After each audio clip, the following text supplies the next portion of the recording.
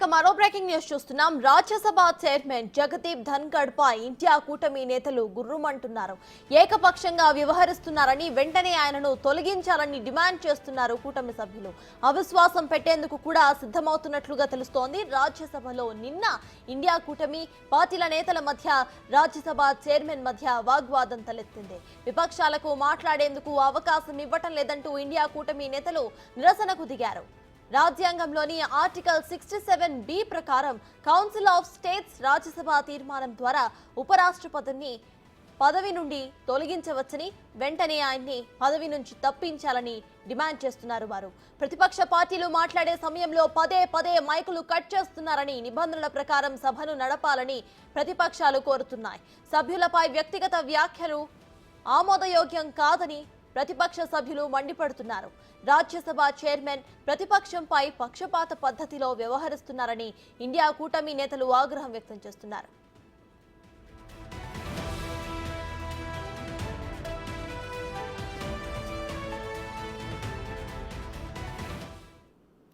ఇదే అంశంపై పూర్తి డీటెయిల్స్ మా ప్రతినిధి శివ ఢిల్లీ నుండి లైవ్ లో అందించడానికి సిద్ధంగా ఉన్నారు. శివ, చెప్పండి, ఇటు రాజ్యసభ చైర్మన్ జగదీప్ ధన్ఖడ్ పై ఇండియా కూటమి నేతలు ఆరోపణలు చేస్తున్నారు. ఆయనని తొలగించాలి అంటూ కూడా వాళ్ళు ప్రొటెస్ట్ చేస్తున్నట్టు మనం చూస్తున్నాం. ప్రెజెంట్ అప్డేట్స్ ఏంటి?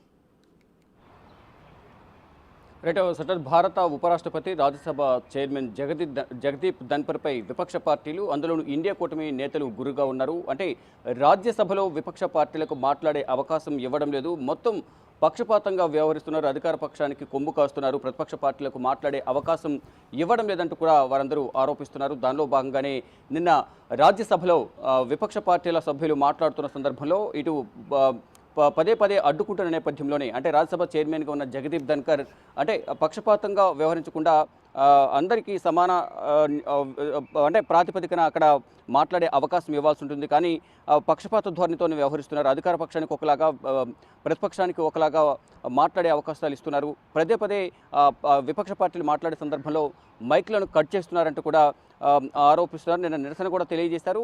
ఇటు జగదీప్ ధన్ఖడ్ వ్యవహరిస్తున్న వ్యవహార శైలికి వ్యతిరేకంగా నిన్న రాజ్యసభ నుంచి వాకౌట్ చేశారు. తర్వాత ఇద్దరి మధ్య వాగ్వాదం చోటు చేసుకునే నేపథ్యంలో నేనే వాకౌట్ చేస్తున్నానంటూ ఆయన కూడా వాకౌట్ చేస్తున్నట్టు తెలిపారు. అయితే మొత్తంగా చూసుకుంటే ఈ వ్యవహారంపై అవిశ్వాస తీర్మానం జగదీప్ ధన్ఖడ్ను తొలగించాలి ఉపరాష్ట్రపతిగా అనేది ప్రధానంగా ఇండియా కూటమి నేతలు, వారికి సపోర్ట్ చేస్తున్న ఇతర విపక్ష పార్టీల సభ్యులందరూ కూడా నిన్న నిరసన తెలియజేశారు. వాకౌట్ చేసిన తర్వాత అవిశ్వాస తీర్మానం నోటీసు ఇచ్చేందుకు చర్చిస్తున్నాము, చర్చించిన తర్వాత నోటీసు ఇస్తామంటూ కూడా విపక్ష పార్టీలు చెప్తున్నాయి. అంటే ఈ అవిశ్వాస తీర్మానానికి సంబంధించిన నోటీసు ఆమోదించకపోయినప్పటికీ కూడా అసలు అవిశ్వాస తీర్మానం ఎందుకు పెట్టాల్సి వచ్చిందనే చర్చ అయితే ప్రజల్లో జరుగుతుంది. కాబట్టి ఆ చర్చను ప్రజల్లోకి తీసుకువెళ్లేందుకు మేము ఈ అవిశ్వాస తీర్మానం నోటీసు ఇస్తాము, దానికి సంబంధించి ఇప్పటికే పరిశీలిస్తున్నాము, పరిశీలించిన తర్వాత నోటీసు ఇస్తాము. అంటే మరి ఇప్పుడు రానున్న ఇప్పటికి ప్రజెంట్ నిన్న నిరవధికంగా ఉభయ సభలు, పార్లమెంట్ ఉభయ సభలు వాయిదా పడే నేపథ్యంలో మళ్ళా పార్లమెంట్ సెషన్ ప్రారంభం కాబోతుంది. కాబట్టి ఆ పార్లమెంట్ సెషన్ కల్లా ఈ అవిశ్వాస తీర్మానానికి సంబంధించిన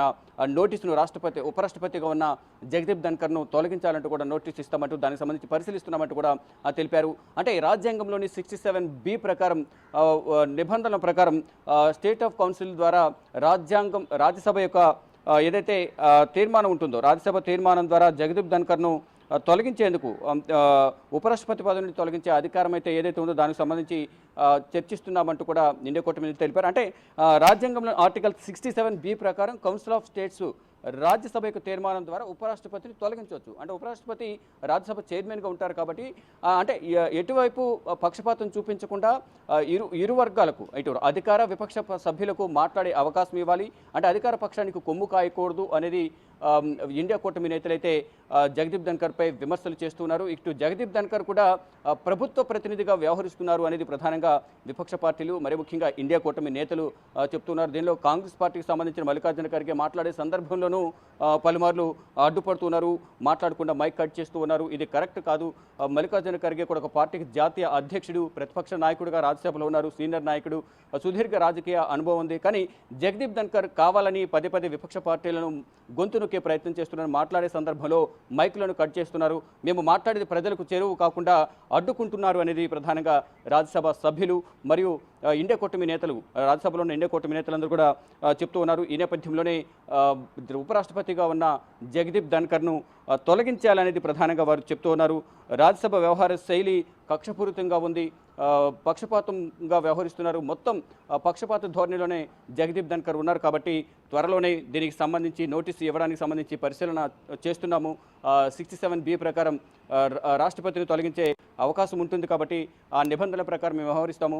ఒకవేళ మేము ఇచ్చిన నోటీసుకు సరిగ్గా స్పందించకుండా ఆమోదించకపోయినప్పటికీ కూడా ఎందుకు అవిశ్వాస తీర్మానం నోటీసు ఇవ్వాల్సి వచ్చింది అనేది కూడా ప్రజల్లో తీవ్రమైన చర్చ కొనసాగుతుంది. కాబట్టి ఇప్పటికైనా జగదీప్ ధన్కర్ మారి ప్రతిపక్ష పార్టీ సభ్యులకు కూడా మాట్లాడే అవకాశం ఇవ్వాలనేది వారందరైతే చెప్తూ ఉన్నారు. కనుక ఇప్పుడు ప్రజెంట్ అయితే నిరవధికంగా రాజ్యసభ అలాగే ఉభయ సభలు కూడా పార్లమెంట్ ఉభయ సభలు వాయిదా పడిన నేపథ్యంలో మళ్ళీ నెక్స్ట్ సెషన్కి ఈ జగదీప్ ధన్కర్పై ఆగ్రహం వ్యక్తం చేసిన ఇండియా కూటమి నేతలు కానీ కాంగ్రెస్ కానీ ఇతర పార్టీలకు సంబంధించిన నేతలందరూ కూడా అవిశ్వాస తీర్మానం నోటీస్ ఇచ్చేందుకు దానికి సంబంధించి పరిశీలన చేస్తున్నామంటూ కూడా ఇండియా కూటమి నేతలు చెప్తున్నారు. అంటే గతంలో కూడా మనం అనేక ఇటు రాష్ట్రాల్లో అసెంబ్లీలో కానీ ఇటు పార్లమెంట్లో కూడా లాస్ట్ టైం పార్లమెంట్లో కూడా ఇటు అవిశ్వాస తీర్మానం ప్రవేశపెట్టారు లోక్సభలో. ఆ సందర్భంలో అవిశ్వాస తీర్మానం ఎందుకు ప్రవేశపెట్టవలసింది అనేది ప్రజల్లో చర్చ జరుగుతుంది. కాబట్టి అవిశ్వాస బలం లేకపోయినప్పటికీ కూడా కాంగ్రెస్ అవిశ్వాస తీర్మానం ప్రవేశపెట్టింది. కానీ అక్కడ అవిశ్వాస తీర్మానం వీగిపోయి మళ్ళీ అధికార పార్టీ విజయం సాధించింది నరేంద్ర మోడీ ప్రభుత్వం. అంటే అసలు అవిశ్వాస తీర్మానం పెట్టాల్సిన అక్కడి వరకు తీసుకురావాల్సిన పరిస్థితి ఎందుకు వచ్చింది అనేది చర్చ జరగాలి అనే ఉద్దేశంతో అవిశ్వాస తీర్మానం ప్రవేశపెట్టమని గతంలో చెప్పారు. ఇప్పుడు కూడా ఈ నోటీసును ఆమోదించకపోయినప్పటికీ చర్చ అనేది జరుగుతోంది. ఎందుకు పక్షపాత ధోరణితో వ్యవహరిస్తున్నారు స్పీకర్? ఇటు లోక్సభ స్పీకర్ కూడా అదే ధోరణితో వ్యవహరిస్తున్నారు. అంటే విపక్ష సభ్యులు మాట్లాడే సందర్భంలో ఆయన ముఖ కవళికలు కూడా అందరూ గమనిస్తూ ఉన్నారు. అధికార పార్టీ మాట్లాడినప్పుడు నవ్వుతూ ఉంటారు. విపక్ష పార్టీలు మాట్లాడినప్పుడు అంటే నెక్స్ట్ ఎటువంటి మాటలు వినాల్సి వస్తుందో అధికార పార్టీ నుంచి అంటూ కూడా ఆయనకు ఎంత విపక్ష పార్టీలు మాట్లాడే సందర్భంలో అసహనం వ్యక్తం చేస్తూ ఉంటారు. ఇది కరెక్ట్ కాదు. ఇటు లోక్సభ స్పీకర్ కానీ ఇటు రాజ్యసభ చైర్మన్ కానీ అన్ని వర్గాలకు అధికార ప్రతిపక్ష పార్టీలకు సమాన అవకాశాలు ఇవ్వాలి. తమ సమస్యలను తమ నియోజకవర్గ సమస్యలను లేవనెత్తడానికి అవకాశం ఇవ్వాలి. ప్రభుత్వంపై ఉన్న వ్యతిరేకతను వారి మాటల ద్వారా ఏమనుకుంటున్నారు, ప్రజలు ఏమనుకుంటున్నారు, పాలన ఏ విధంగా ఉందనేది మాట్లాడే అవకాశం మాకు ఉంటుంది. కాబట్టి ప్రజలు మమ్మల్ని ఇక్కడికి పంపించారు కాబట్టి మాకు కూడా మాట్లాడే అవకాశం ఇవ్వాలి. అంతేగాని ఎక్కడి వరకు వచ్చిన తర్వాత అధికార పక్షానికి కొమ్ము కాయడం, ఇటు లోక్సభ స్పీకర్ కానీ రాజ్యసభ చైర్మన్ కొమ్ము కాయడం కానీ కరెక్ట్ కాదు అనేది ప్రధానంగా విపక్ష పార్టీల సభ్యులు అయితే చెప్తున్నారు. దానిలో భాగంగానే నిన్న జరిగిన వాగ్వివాదానికి సంబంధించి ఇటు రాజ్యసభ చైర్మన్ ఉపరాష్ట్రపతిగా ఉన్న జగదీప్ ధన్కర్ అధికార పార్టీకి నరేంద్ర మోడీకి వ్యక్తిగతంగా ఆయన కొమ్ము కాస్తూ వ్యవహరిస్తున్నారు. కాబట్టి ప్రతిపక్ష పార్టీలు కూడా మాట్లాడే అవకాశం ఇవ్వాలి. మైకులు కట్ చేయడం సబబు కాదు. దీనికి సంబంధించి నోటీస్ ఇవ్వడానికి మేము పరిశీలిస్తున్నాము. త్వరలోనే దీనికి సంబంధించి నిర్ణయం తీసుకుంటామంటూ కూడా ఇండియా కూటమి నేతలు చెప్తూ ఉన్నారు. సటాస్. Right, thank you Shiva.